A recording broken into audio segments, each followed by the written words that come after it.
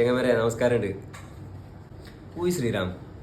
ആരാണ് ശ്രീരാമൻ? 110 കോടിയോളം വരുന്ന ഹൈന്ദവ മതവിശ്വാസികൾക്ക് ശ്രീരാമൻ ദൈവമാണ്. മഹാവിഷ്ണുവിന്റെ 8ാമത്തെ അവതാരമാണ് ശ്രീരാമൻ.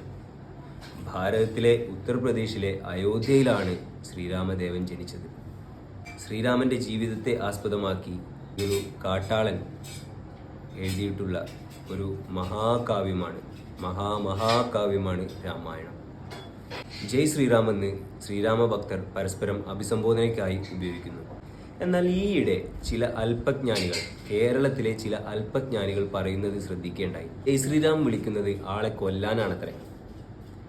ഈ പറയുന്ന ജ്ഞാനികൾ എവിടുന്നാണ് ഇത് കേട്ടത്, എവിടുന്നാണ് ഇത് കണ്ടത് എന്നൊന്നും എനിക്കറിയില്ല. പക്ഷേ 110 കോടിയോളം വരുന്ന വിശ്വാസികൾ ഈ ജയ് ശ്രീറാം വിളി ഭക്തിയോടുകൂടി ചെയ്യുമ്പോൾ ആരെങ്കിലും എവിടെയെങ്കിലും ചെയ്യുന്നത് മാത്രം എടുത്തുകൊണ്ട് ഇത്രയും അധികം ഭക്തരെ അല്ലെങ്കിൽ ഭക്തരുടെ വിശ്വാസത്തെ അവഹേളിക്കുന്നത് തെറ്റാണോ ശരിയാണോ?